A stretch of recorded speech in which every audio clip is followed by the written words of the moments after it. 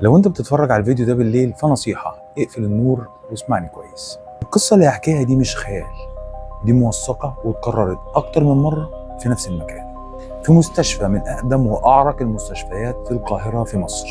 حصلت فيها أحداث كتير جدا محدش بيحب يتكلم عنها ولا بيجيب سيرتها. ما تنساش الاشتراك واللايك وتفعيل الجرس. النهارده هحكي لك واحدة من أغرب الحكايات اللي حصلت في المستشفى دي، في الدور اللي أصلا مش موجود.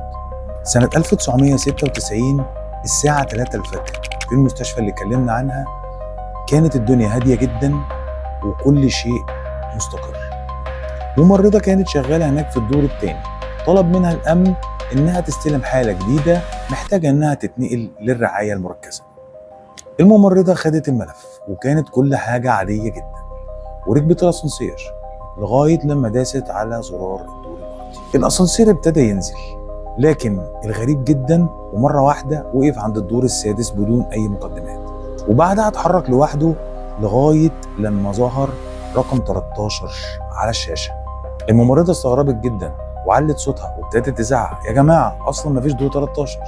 وفجأة الأسانسير لما وقف عند الدور ال 13 الباب اتفتح، لقيت قدامها طرقة طويلة جدا. الطرقة دي النور بتاعها خافت هادي، لكن في صوت زن كأن في كهرباء مش مستقرة. الجو كان بارد برد غير طبيعي، زي ما كون دخلت فريزر.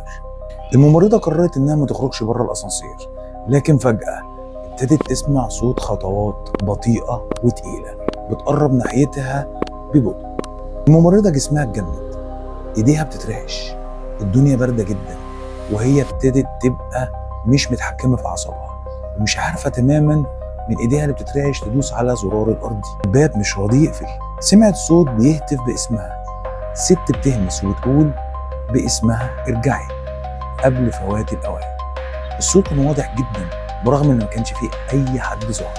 الباب اتقفل لوحده فجأة وبسرعة غريبة. الاسانسير طلع ووصلت الدور اللي هي رايحه له، وجريت بسرعة جدا على الاستقبال وهي بتنهج بتحكي لهم كل اللي حصل وهي في قمة الرعب. المسؤول عن الشيفت هناك قال لها بمنتهى الهدوء: ما تخافيش، انت مش اول حد يشوف الدور ده، بس اياكي ترجعي له تاني. استقالت بعد الحادثه دي بيومين الممرضه، ولغايه النهارده بترفض تحكي الحكايه دي مع اي حد. الغريب في الموضوع والمرعب جدا ان كل اللي راحوا الدور 13 ما رجعوش زي الاول. ممرضه فقدت النطق تماما، في دكتور اختفى، وفي حارس امن اتحجز في المركز النفسي او في القسم النفسي في نفس المستشفى بعدها ب3 ايام. السؤال دلوقتي: ايه اللي بيتشاف او بيشوفوه في الدور 13 وليه مستشفى كبيره زي دي ساكته عليه لغايه دلوقتي؟ القصه دي خلت قلبك يدق بسرعه؟ اعمل لايك وسبسكرايب وفعل الجرس علشان العبك تاني.